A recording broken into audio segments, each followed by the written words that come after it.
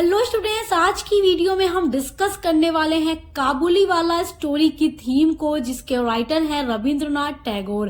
काबुली वाला जो स्टोरी है उसकी समरी की वीडियो मैं अपलोड कर चुकी हूँ और आज हम इसकी थीम को डिस्कस करने वाले हैं बिकॉज जो थीम होती है वो एग्जाम के पॉइंट ऑफ व्यू से वेरी वेरी इंपॉर्टेंट होती है और काबुली वाला एक बहुत ही अच्छी स्टोरी है, तो आप लोग इसको पढ़ लीजिएगा।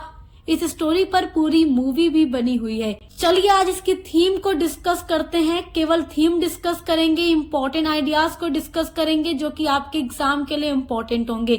समरी जरूर देखिएगा। सबसे पहले जानते हैं basic idea of the story. देखिए, ये जो स्टोरी है एक अफगान फ्रूट सेलर रहमत और एक छोटी लड़की मीनी की फ्रेंडशिप के बारे में है, जो आप लोग समरी पढ़कर तो समझ ही गए होंगे। देखिए, रहमत जो है ये अफगानिस्तान के काबुल से इंडिया आया हुआ है और इंडिया के कलकत्ता में, जो कि अब कोलकाता के नाम से जाना जाता है, वहां पर कुछ सूखे मेवे, बादाम, किशमिश ये सारी चीजें बेचता है। और जो मीनी है वो 5 साल की लड़की है जो कोलकाता में रहती है। तो देखिए, जो रहमत होता है वो अपनी एक बेटी को अपनी कंट्री में छोड़कर इंडिया आता है पैसे कमाने के लिए। इसीलिए जब वो मीनी से मिलता है तो उसे अपनी बेटी की याद आती है। तो इसलिए मीनी और जो काबुली वाला है उनका जो रिलेशन है वो सिर्फ फ्रेंडशिप ही नहीं है बल्कि फादर एंड डॉटर बॉन्ड बन जाता है।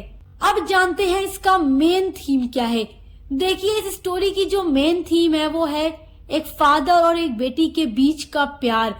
मतलब कि चाहे कंट्री अलग हो, चाहे लैंग्वेज अलग हो, चाहे कल्चर अलग हो, चाहे रिलीजियन अलग हो, बट फादर का जो लव होता है वो सेम होता है। पिता का जो प्यार होता है वो हर जगह everywhere in the world same होता है। पूरी दुनिया में पिता का प्यार कभी नहीं बदलता।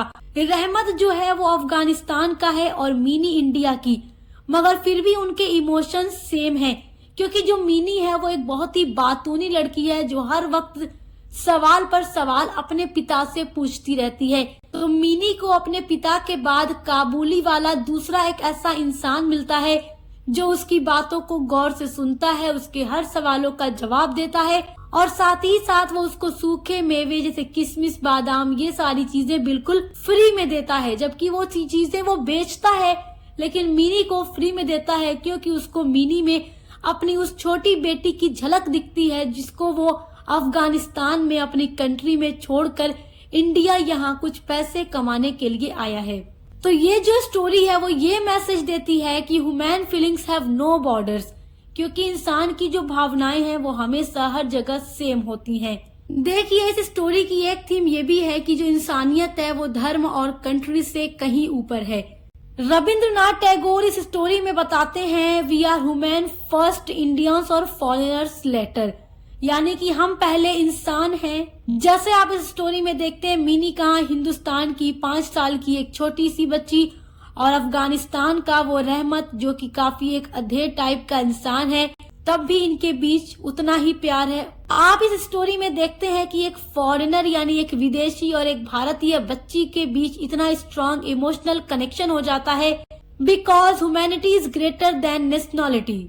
अगली थीम है इफेक्ट ऑफ टाइम, यानी समय का प्रभाव। देखिए, एक बार जब रहमत अपने उधार पैसे उन लोगों से मांगता है जिनको उसने उधार फल बेचे थे, और जब वो लोग उसको पैसे देने से इनकार कर देते हैं तब रहमत उनको मार देता है, जिसकी वजह से उसको जेल हो जाती है और कई सालों की सजा मिलती है। लगभग 8 साल वो जेल में गुजारता है और मीनी भी अब 8 सालों में काफी बड़ी हो गई थी। जब रहमत कई सालों के बाद यानी लगभग 8 सालों के बाद जब वो जेल से बाहर आता है तो मीनी अब काफी बड़ी हो चुकी है और वो मीनी को देखने के लिए उसके घर जाता है। और काबुली वाला जो रहमत है वो मीनी को देखने के लिए यही सोचकर जाता है कि आज के 8 साल पहले जब वो जाया करता था मीनी के पास, तो जिस तरीके से वो अपने घर से निकलती हुई चिल्लाती थी ओ काबुली वाला, ओ काबुली वाला, और काबुली वाला रुक कर बैठ कर उसकी खूब सारी बातें सुनता था, तो आज भी मीनी उसी तरीके से छोटी बच्ची की तरह चिल्लाते हुए आएगी। लेकिन जब वो जाता है तो देखता है कि उस दिन मीनी की शादी हो रही होती है और जब मीनी को बुलाया जाता है मीनी के पिता के द्वारा, तो वो काबुली वाला को पहचान भी नहीं पाती, तो यही बात जो है काबुली वाले को काफी दर्द देती है और उसे याद आती है अपनी उस बेटी की जिसको वो अफगानिस्तान में छोड़कर आया था। तब वो सोचता है कि जो टाइम है उसके साथ हर एक चीज बदल जाती है, चाइल्डहुड नेवर कम बैक। और काबुली वाला ये सोचता है कि आज उसकी भी बेटी बहुत बड़ी हो गई होगी जो उसके अपने देश में है और शायद अब उसको देखकर वो भी न पहचाने जैसे आज मिनी नहीं पहचान रही। तो इस तरीके से काबुली वाले का दिल काफी दुखता है और वो वही फर्श पर बैठ जाता है। अब बात करते हैं कि ये स्टोरी हमें क्या मैसेज देती है। देखो, रविन्द्रनाथ टैगोर का जितना भी वर्क होता है अपने आप में बहुत ही खास होता है और उनकी जो ये स्टोरी है वो एक हमें बहुत ही इमोशनल मैसेज देती है और हर रीडर की आंखें नम हो जाती हैं जब वो इस स्टोरी को काफी गहराई के साथ समझ कर पढ़ते हैं। तो इस स्टोरी का बहुत ही इमोशनल मैसेज है। देखिए, ये जो कहानी है हमें ये मैसेज देती है कि जो फैमिली होती है वो सबसे ज्यादा इम्पोर्टेंट होती है। जो पेरेंट्स यानी माता पिता का प्यार है वो सबसे अनमोल होता है जिसकी कोई कीमत नहीं होती। अगला मैसेज ये स्टोरी हमें ये देती है कि इंसानियत सबसे बड़ी चीज है और इंसानियत सबसे पहले होनी चाहिए इंसान के अंदर। जैसे एक काबुली वाला जो दूर देश से आया हुआ है, अफगानिस्तान से आया हुआ है, लेकिन वो मिनी से बिल्कुल अपनी बेटी की तरह प्यार करता है और जब वो मिनी को देखता है तो उसे अपनी उस बेटी की याद आती है जिसे वो कहीं दूर देश अफगानिस्तान में छोड़कर आया है। और ये स्टोरी एक समय का भी मैसेज देती है कि समय के साथ सब कुछ बदल जाता है। जैसे मिनी आज काबुली वाले को पहचान नहीं रही और ये बात काफी हार्ट टचिंग होती है। काबुली वाला स्टोरी हमें ये सिखाती है कि दुनिया में सबसे मजबूत रिश्ता प्यार और इंसानियत का होता है और हर पिता अपने बच्चे से बहुत ज्यादा प्यार करता है। तो आई होप कि आपको इस वीडियो के थ्रू काबुली वाला स्टोरी का मेन मैसेज और थीम समझ में आ गया होगा। जो इसका रिटन फॉर्म होगा उसके लिए मैं आपको अलग से वीडियो अपलोड करूंगी क्योंकि जो थीम होती है वो क्वेश्चन में पूछी जाती है। BS 6 सेमेस्टर के इंग्लिश लिटरेचर के पेपर नंबर 2 में आपके प्रिस्क्राइब्ड है।